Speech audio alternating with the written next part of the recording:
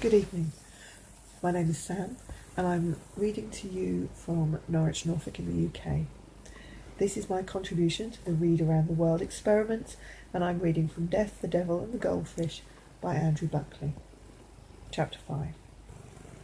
Nigel spent a good part of the morning hanging upside down off the edge of a building. Celia spent the better part of the morning locked in a deserted lunchroom. Both individuals were blissfully unaware of the sudden and frightening wave of information flying from satellite to satellite far above their heads, transmitting news around the world.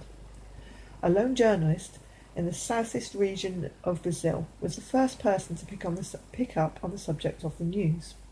It came as quite a shock to him, in much the same way it had to the world that woke up to the fact that people all over the place, even in Manchester, had simply stopped dying. The regional newspaper in Brazil received the news from the same shocked journalist an hour or so after the first several occurrences. The national newspapers got the reports mere minutes after that. Information shot out of Brazil at an astonishing rate, and criss-crossed reports of similar happenings all over the world. By breakfast time, the media moguls everywhere made even larger fortunes spreading the information and searching for theories. Some said that it was a miracle, an act of God. A group of Australian scientists believed that they had inadvertently found the cure for death while experimenting with a new nerve gas on a group of ducks. The group of nervous ducks disagreed and quacked accordingly. Religious fanatics around the world, believing that the second coming was upon them, went wild. Many of them formed study groups.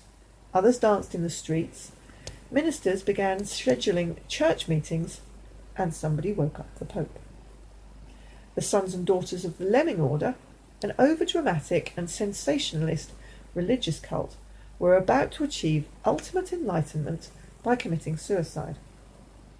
The plan was to race through the local coastal village, shouting and screaming about their impending enlightenment and how very upset everyone else should be that they were not going to be achieving it, and then run off the nearest extremely high cliff to certain death.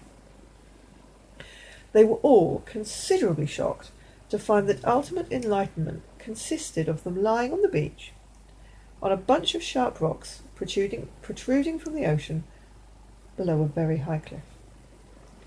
A group of American scientists tried their very best to give some scientific explanation for the event, but for the life of them they couldn't think of anything. A Belgian media mogul named Boris dubbed the all-newly common occurrence the Lazarus effect. To be continued. If you'd like to sign up to join the Read Around the World experiment, just head to www.planetkibby.com. You can find the address in the video description. I hope you enjoy the rest of the story.